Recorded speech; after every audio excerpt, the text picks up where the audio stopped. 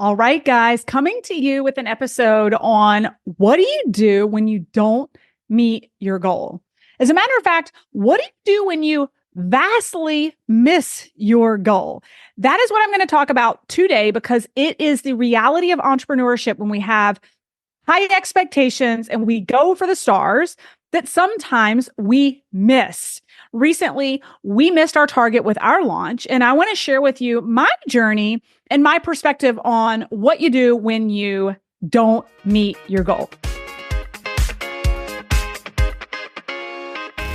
Need some effective tactical advice that actually helps you get results and makes a real difference in your life and business? You've come to the right place. If you're finding yourself here today, it means you're getting ready to gain serious traction in your business, rapidly multiply your income and impact, and you're ready to make it happen while living all out. Guys, I'm Melissa Hinault, your trustworthy corporate dropout turned six-figure business burnout turned happy and healthy CEO of a multi-million-dollar online business. And you're listening to the Burnout to All Out podcast. On this show, we're serving up innovative growth strategies, simple implementation methods to put them into practice, and action-stimulating inspiration tailored specifically for the modern entrepreneur. Let's dive in.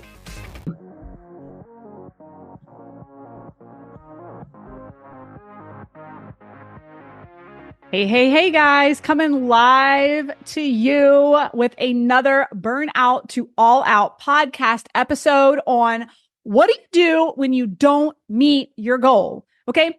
Business gurus and coaches love to talk about like all the shiny object syndrome and like all the amazing things that we're accomplishing and doing and being the example. Part of being the example is sharing with transparency when you don't meet your goal, right? And so we came out of the chases in January with a massive goal to do $1 million in revenue. And we actually missed our goal by about 40%, right? We did about 600K in revenue. We missed our goal.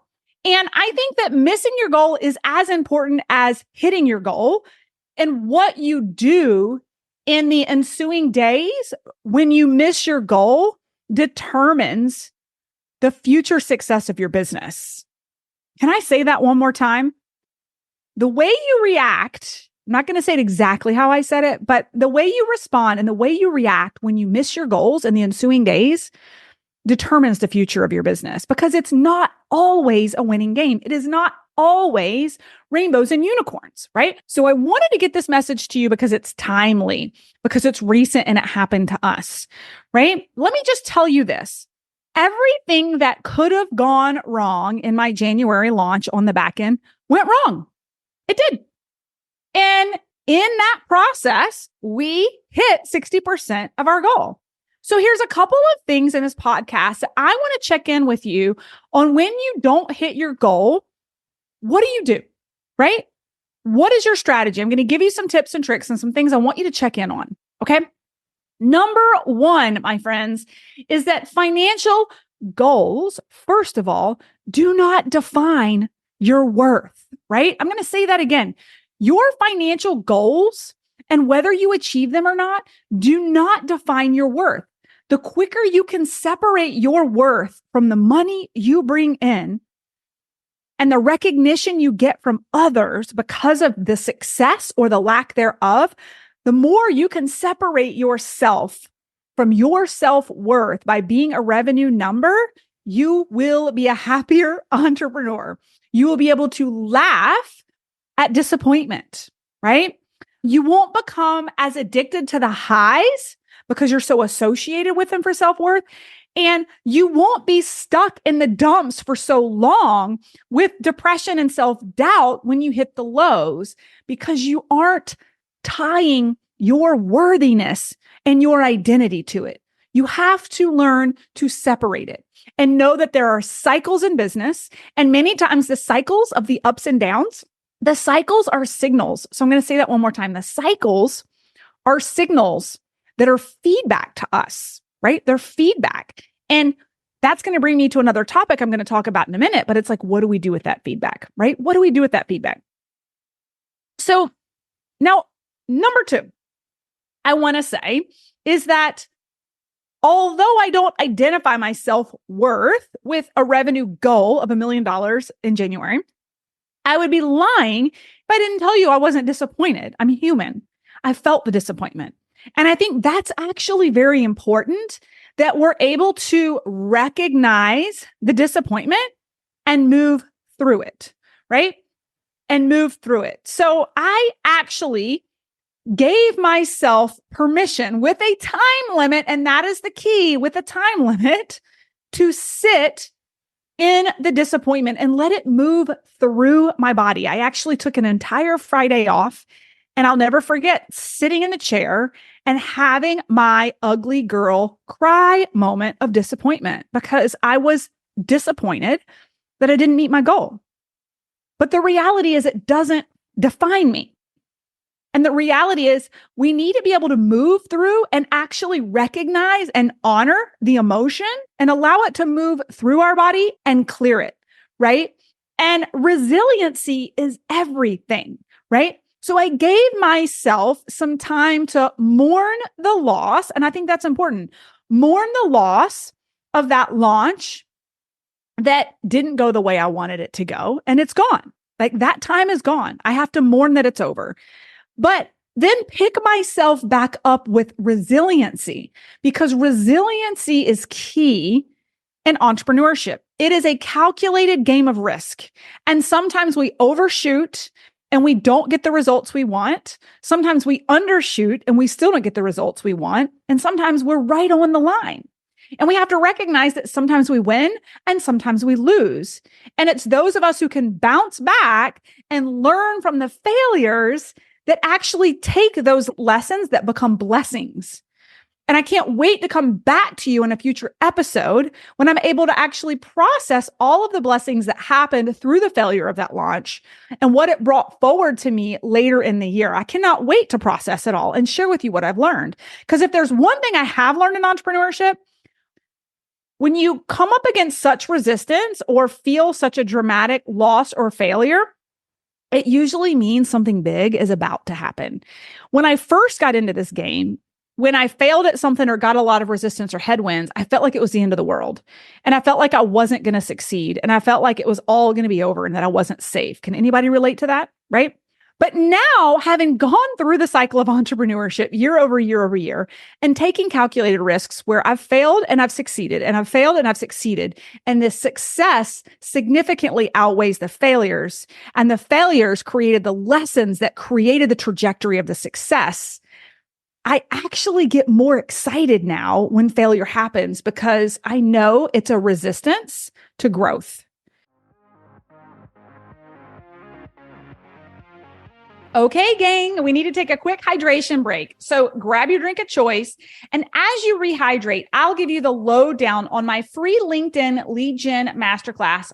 If you feel like you're screaming into the void when you post content on Facebook or Instagram, struggling to find a sustainable and scalable lead generation process that sticks, and you just want someone who's been there and done that to reveal their secrets, then it's critical that you register to save your spot ASAP. During this live masterclass, you'll get to steal the exact strategy I used to scale my income from $0 to $1 million in just 19 months without spending a fortune on ads or suffering from burnout. Simply check out the show notes of the podcast episode for the link to register for your free spot in the LinkedIn Lead Gen Masterclass. And don't worry, even if you miss a couple of days or you can't make it to all the training sessions, we'll deliver the replays directly into your inbox daily so you can watch them on your own time. All you have to do is make sure you sign up for the masterclass before registration ends. It's a resistance to growth, right? There's no way we were going to scale from 3.8 million to 6 million this year doing the same things we were doing last year. We have to get uncomfortable. There's going to be resistance, right? I love the analogy of the potted plant that's inside. And there's a conversation between an adult and a little boy, and the adult was putting the plant outside. And a child said, "Are you putting the plant outside so that it can get some sun?" And he said, "No, I took the plant out of the pot inside because it wasn't going to grow anymore. It was confined." And I actually got a lot of resistance from the roots when I was trying to pull it out of that pot so that I could take it outside and put it in a bigger pot where it could actually grow, right? And so I am very in tune with recognizing resistance and identifying, what is this resistance? What is it telling me? And am I on the precipice of some massive growth? And is that why I'm feeling the resistance? Because radical change needs to happen in order to get to the next level. And am I ready for it? I've asked for it, but am I ready for it? Right? Okay. So the next step that I love is, would your 10-year previous self, whatever failure you're coming into right now, would your 10-year previous self die for your current problem? Would your 10-year previous self just die for your current problem? So let's think about that. Here I was taking the Friday off after a launch where, boohoo, in 9 days, I made $500,000. And now I'm sitting at the Ritz-Carlton on the 18th floor at the spa for the day, crying because I'd missed my goal. Perspective is everything, right? So give yourself a reality check. So here I am, ugly girl cry, disappointed and processing the disappointment, and can quickly create resiliency by looking around my life and realizing it is okay to be disappointed, but don't let this override the joy and the life and the things that you have here today, right now. Do not wallow in it, for you will miss all the great things around you right here, right now, that you've worked so hard for, right? And that your previous self would have died for. When I was in corporate, to be sitting on the 18th floor after a 90-minute massage at the Ritz-Carlton on a Friday, crying about making $500,000 in 9 days. Really? Really? My cries quickly turned to laughter. My cries quickly turned to laughter, right? Now, the next thing is, do you look for lessons when you don't meet your goal? Oh my gosh, we've done so many postmortems of this launch and turned over so many rocks, and we're realizing so many things that strategically we need to do differently to scale the way we need to scale, right? So instead of resisting the loss and instead of resisting the headwinds, it's turning over rocks and understanding why. Why am I getting these headwinds? Let me understand. Let me do a post-launch analysis of what went wrong. And what am I being told here? And I have to tell you, part of my ugly girl cry at the Ritz, I have to be fully honest. Part of the reason I was crying was not just for disappointment, because I got over the disappointment quickly enough and humored myself with my current reality, which is pretty sweet, right? But what I was physiologically actually resisting is, I have been through these growth phases before. I have experienced the headwinds and I know what's coming. And there's two sides of me. There's the side of me that knows with this type of resistance, so much growth and change is about to happen. I've asked for it. I've manifested it. I've asked for the scaling. I've asked for the growth, right? And now it's happening. And I have to reassess the structure of my company and the way that we do things in order to hold more. More money, more problems, right? Big goals, big challenges. And I was resisting the change for a couple of minutes. Have you ever seen a toddler move through disappointment in the grocery store where they aren't getting the cereal that they want and they drop to the floor and they spin around and they're kicking and screaming? That was a realization I had at the Ritz that day, was, fuck, I know what's ahead and I'm excited and I'm sad at the same time. This can mean nothing other than expansion, which means I'm going to have to lean into my divine masculine to lead the team, make radical decisions for this hyper growth. And the company will no longer look the way it used to. And that's exciting and it's scary. And it's not scary because I don't think I can do it.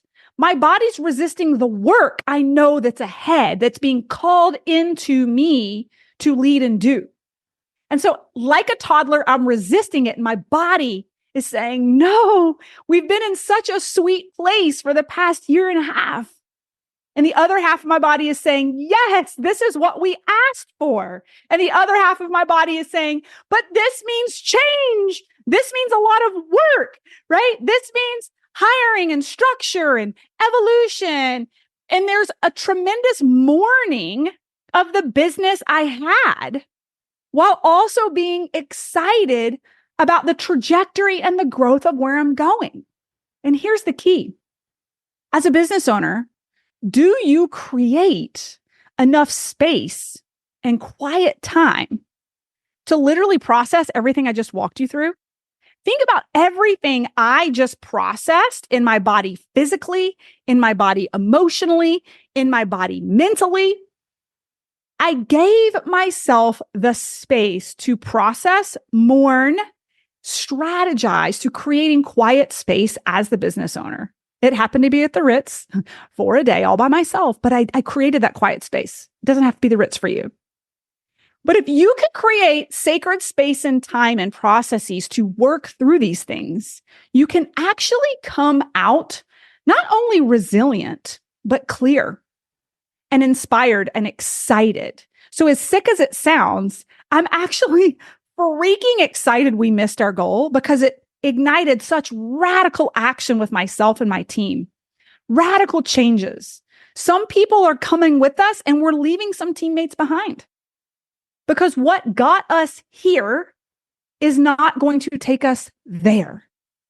And that's a realization I have to make as the CEO, right? And that's the body resisting the change. It's the plant resisting coming out of the pot, but it has to come out of the pot to get to the bigger pot for the growth, right? I often talk about, I almost feel like the hermit crab that's been in their small shell.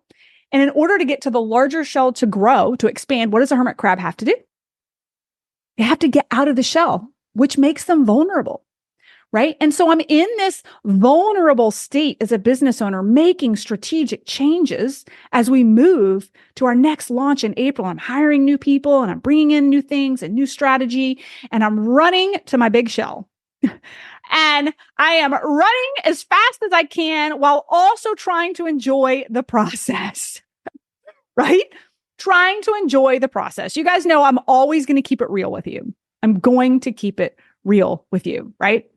So are you making the space to slow down and assess and to listen?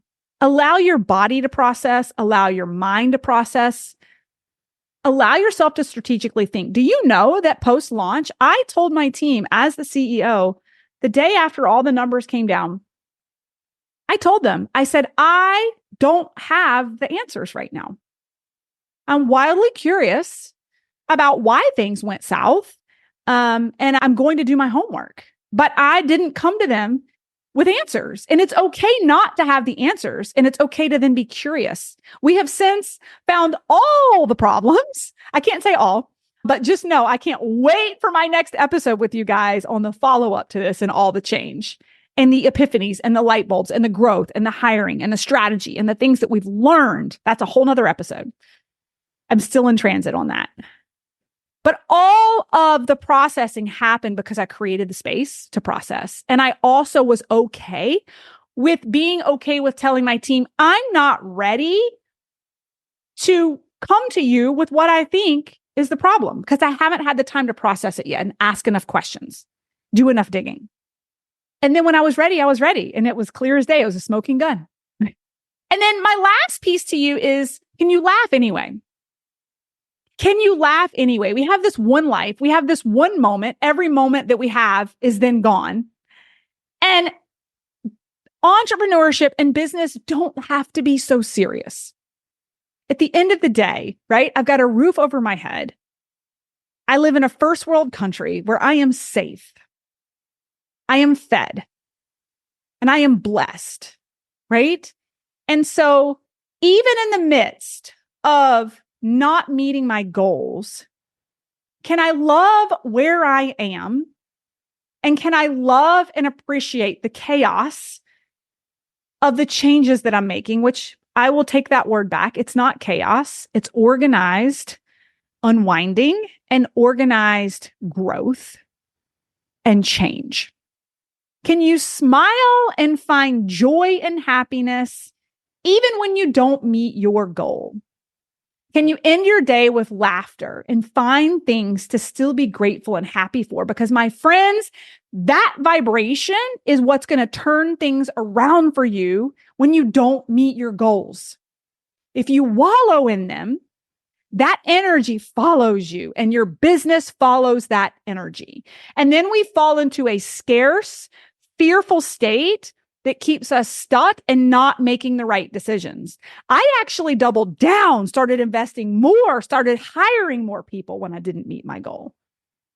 That is an energy of high frequency, which attracts what I desire, right? So I want you guys thinking about this, okay? So don't be so serious. You have survived 100% of your worst days. Think about that. You've survived 100% of your worst days, right? It's funny. My husband came home the day after closed cart and he's like, how's it going? I was able to laugh. I said, terrible. And I was able to laugh. I wasn't crying. I was able to laugh because my identity is not hinged around that number, right? Okay. It has been a 10-year journey in entrepreneurship to get myself to this perspective that I have today. It has been a daily practice of nervous system regulation and a shift in mindset energetically to be able to grab the wheel, what do you say? Grab the horse by the reins, whatever you want to say. Jesus, take the wheel. I don't know.